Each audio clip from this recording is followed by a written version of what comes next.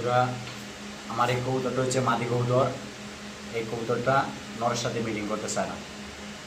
নরে এটারে মিটিং করতে গেলে এটা দাদা আমবাড়ি ঘুরে ঘুরে বেড়ায়, এটারে নরে দূরে ধরতে পারে না।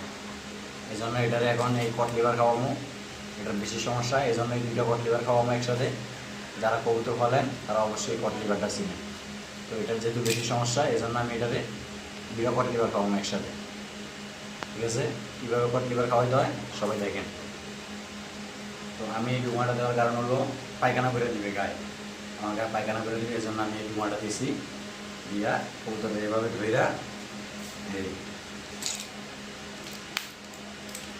এভাবে কটলিভারটা ভাঙ্গা কেউ পানির সাথে মিক্স করে খাওয়াইতে পারেন।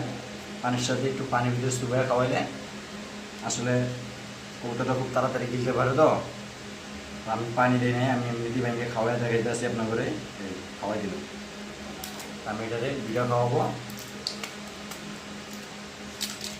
এটা যেহেতু বেশি সমস্যা, এই জন্য এটা দুইটা খাওয়াইতে আসি, দুইটা।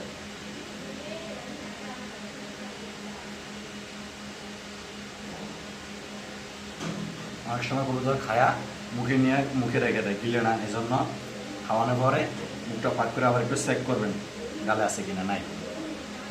দাঁড়ান ক্যামেরাটা দাঁড়ান। কবুতর সম্পূর্ণভাবে খেয়ে ফেলছে, মুখে নাই। অনেক সময় মুখে রেখে দেয়, গিলতেছে না। তো খাওয়ানোর পরে অবশ্যই মুখটা ফাঁক করে একটু চেক করবেন, চেক করে তারপরে ছেড়ে দেবেন। কাট।